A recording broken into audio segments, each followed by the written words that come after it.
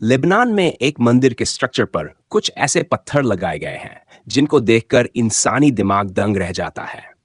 एक एक पत्थर का वजन 3 ब्लू व्हेल्स जितना भारी है और हैरत अंगेज तौर पर इनको बड़ी महारत से एक ही टुकड़े में न सिर्फ काटा गया बल्कि 1.5 किलोमीटर दूर से ट्रांसपोर्ट भी किया गया, वह भी हजारों साल पहले।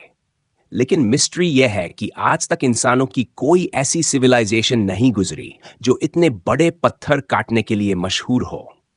क्या इतिहास में कोई ऐसी सिविलाइजेशन भी गुजरी है जिनके पास वह नॉलेज थी जो आज हमारे पास नहीं?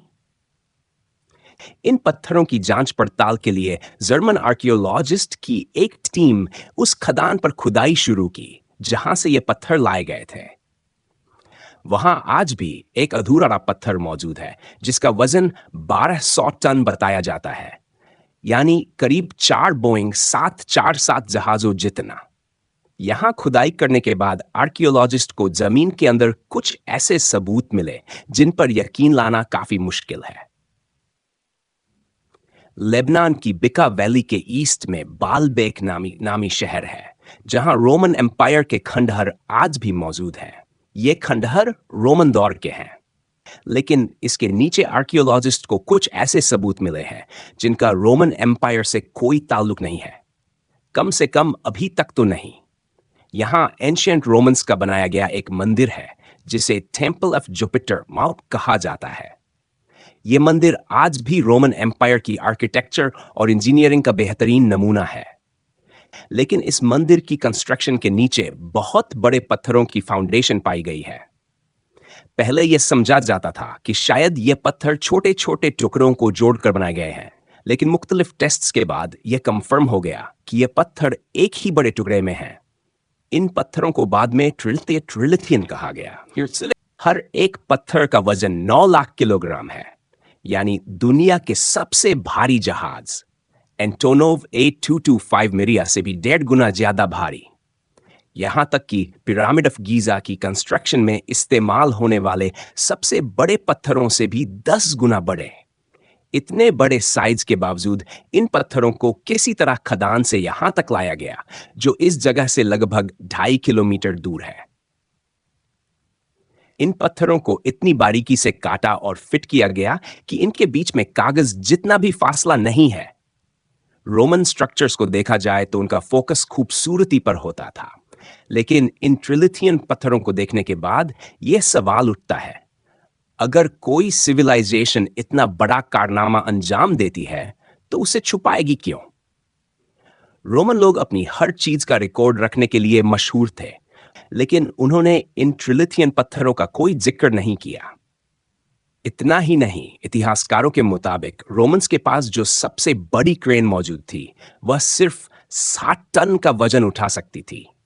इसका मतलब है कि यह नामुमकिन है कि वे इन 900 पत्थरों को उठा सकते थे। इसके अलावा जब भी रोमन्स किसी बड़े पत्थर को उठाते थे तो उसके बीच में एक खास तरह का सुराख करते थे जिसे लुइस होल कहा जाता है, लेकिन ट्रिलिथियन पत्थरों में ऐसा कोई सुराख नहीं मिला।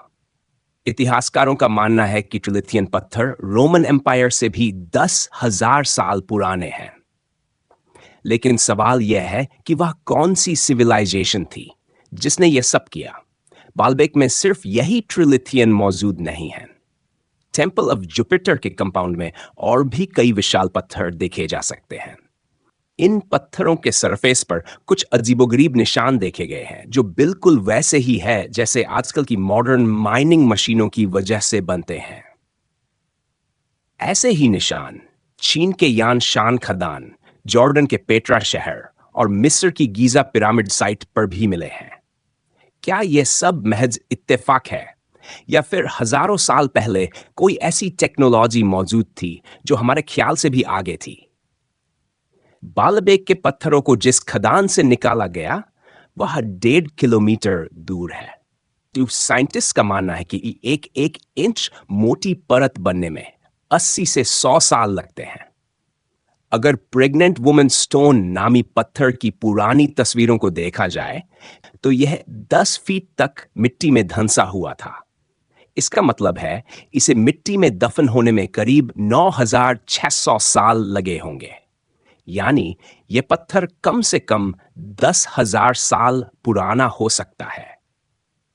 इतिहास में ऐसे इंसानों का जिक्र मिलता है जिनका कद बेहद बड़ा और ताकत बेहद ज्यादा थी। अलग अलग पुरानी किताबों और काव्य ग्रंथों में इनका जिक्र मिलता है। क्या ये वही लोग थे जिन्होंने बालबेक के पत्थर उठाए थे? इतिहास के सबसे भारी पत्थरों की ये कहानी आज भी एक रहस्य है। क्या यह किसी खोई हुई सिविलाइजेशन का सबूत है? क्या सच में कभी धरती पर ऐसे इंसान थे जिनकी ताकत अकल्पनीय थी? अगर आपको यह वीडियो पसंद आई तो इसे लाइक और शेयर करें और हमें कमेंट्स में बताएं कि आपका क्या ख्याल है। मिलते हैं अगली वीडियो में।